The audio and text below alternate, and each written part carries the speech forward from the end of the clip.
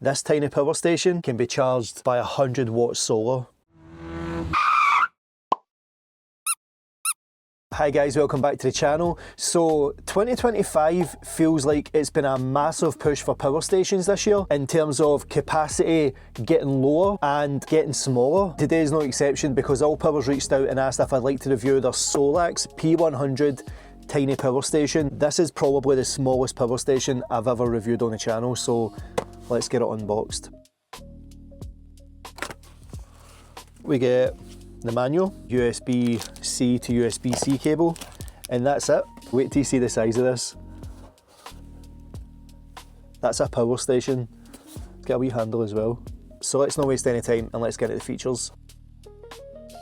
So let's cover dimensions first. It's 5.04 inches in length, 3.54 inches in depth, and 3.46 inches in height. And weight-wise, it's coming in at a lightweight 950 grams. It's got a massive 31,000 mAh battery, which is also a LiFePO 4 battery. And with that LiFePO 4 battery, this gives us up to 2,000 charge cycles. So you can basically use this close to 6 years of daily usage from charging it and depleting it. It's also got the added benefit that it's under 100 watt hours at 99.2 watt hours. So it's airline safe, so you can actually take it on a plane. On the front, it's got two 100 watt USB-C ports, which is input and output for fast charging, and it's got one USB-A at 18 watts, giving a combined output power of 128 watts with all three ports used. When it comes to charging, it can be charged by solar up to 100 watts, car charging up to 60 watts, and it can be fast charged from the USB-C in 60 minutes. As you can see in the front, the Solax P100 also has an LCD display showing the input, output, but we're going to come back to that. So when it comes to charging devices, there is a combined output of 128 watt max. However, it does vary based on how many ports are being used. So single port charging of the USB-C, you'll get the full 100 watts, or you'll get the 18 watts from the USB-A. However, if you're two port charging from the USB-C ports, they'll drop down to 65 watts and 45 watts. If it's three port charging, it'll be 65 watts, 45 watts and 18 watts on the USB-A. The Solax P100 has also got nice safety features as well, with 6-level BMS protection, which is battery management system, with over voltage protection, over current protection, overheating,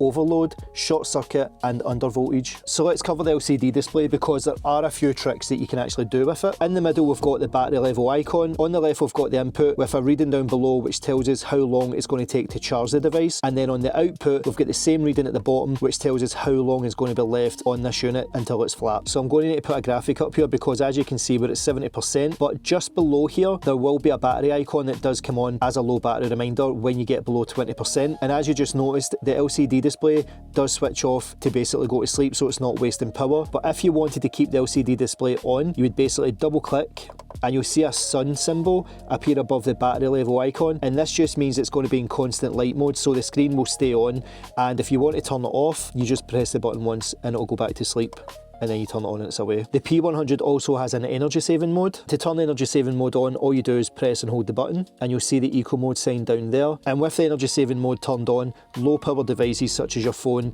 can have a continuous charge, and to turn it back off again you just press and hold the button. So I'm going to put it on the screen beside the Solax P100, but it does have symbols that pop up to show error codes or if it's too high temperature or too low of a temperature. So features wise, for the size and the weight of it, it's pretty stacked. So as I said in the features, you can charge this with solar up to 100 watts. And ALLPOWERS also sent me out their SPO27 100 watt hour foldable solar panel. Let's get this correct totem and we'll see it charging with the Solax P100. So before I take it out and show you it working, I'm going to quickly show you something. When I received the Solax P100, I was like, there's no MC4, there's no XT60. ALLPOWERS have given me a female XT60 to USB-C. So this cable is going to be what we can use to plug in this 100 watt hour solar panel. And straight away I was thinking, oh, you could plug this into the solar panel and then plug your phone in. I wouldn't recommend that though, because even this small tiny power station, it's going to have an MPPT controller because it accepts solar, and the MPPT controller basically manages the voltage from the solar panel to the device it's charging. So I wouldn't advise using this cable to plug straight into a solar panel, straight into your phone, because you'll probably fry it. Again, these have MPPT controllers that are designed to step down the voltage so it doesn't, you know, fry your devices. The sun has got its hat on for us today. So let's get this set up. So the good thing about this 100 watt SP027 is it's just a 2-panel solar panel. So it's very easy to set up. All you do is just pull the kickstands out. That's literally it.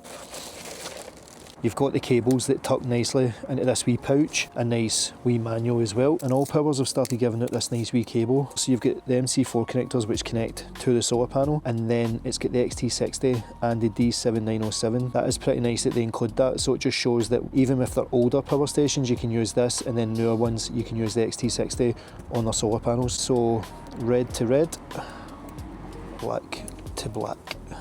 And with that barrel connection they do give you, again, more adapters to fit any power station that you've got. And of course when I come to do it, there's a big cloud. So with the USB-C to XT60 cable, ALLPOWERS sent me this out separate, so I don't know if this actually does come with this solar panel, so you might need to check. It just goes onto the XT60 and then we just go straight into the power station. Both of these USB-C ports are 100 watts, so we can go in any one of them. There you go, it's fired up straight away. And already we're up at 47 watts.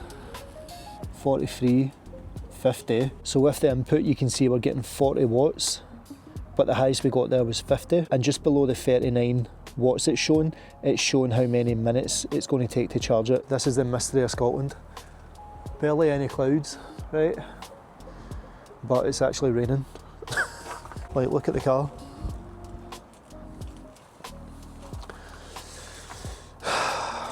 Do you know what? I thought the clouds were going this way, but they're going that way, so that big grey cloud's just about to take the sun away. So now it's saying it's going to take roughly about 6 hours with 5 watts. So if you're on a campsite or off grid, you can just leave this charging with solar.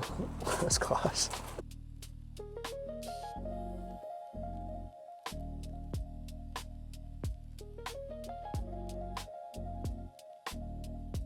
So that just shows you the evolution of where power banks are now between this and these. Now we need the evolution to come in solar panels to make them smaller, so when we take this out it's just a complete package. So let's talk about the pros and cons of the Solax P100. I think it has to be that 31,000 mAh battery. This thing is a beast for the size of it. Another one must be the fast charging. The fact this can fast charge in 1 hour versus this other one which takes probably 6-7 hours. It's tiny, it is so small. That's the size of it compared to my hand. It is very light. And the fact that we get this wee carry handle means that you could put it on a carabiner, you could put it on your backpack. Another pro for me is the fact that it's got the 2 USB-C ports. And another pro, which is going to go into the cons as well, is the LCD screen, because you've got the input, the output, you've got the percentage left, you can see how long it's going to take to charge. So I love that, and that's the difference between this one. That just tells you the percentage that's left, whereas this has got all the information on it for you. So you're always going to know when it's going to be charged and how much is left to go. But I think hands down one of the biggest features of this thing is the fact that you can solar charge it up to 100 watts. That is just insane. So what about the cons? For me there's only one, and that is the LCD display. As much as I love it, as you can see it's a very small square within the black square. I would have liked it if the screen was bigger, but again, that's what you're sacrificing to get something this small. It might not bother some people, but I thought I'd just bring it up.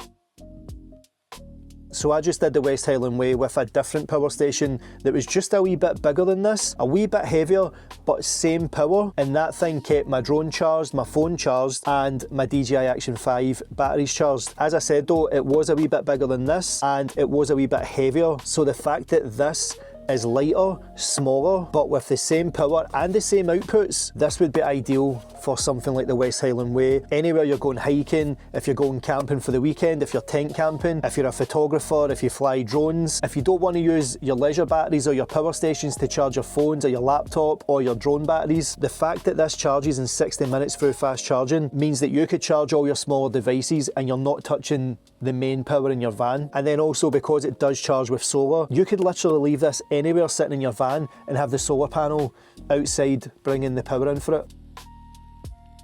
So guys, if you want to go and pick up the Solax P100 for yourself, or the ALLPOWERS SP100 solar panel, I'll leave a link in the description, and if you use this promo code here, RobnDob, at the checkout, you'll get a nice wee 10% off your order. So guys, if you did go and enjoy the video, why not drop it a wee like and let me know in the comments, and if you haven't already, why not get subscribed and hit that bell notification so you're always notified when I drop a new video. So guys, until the next one, peace.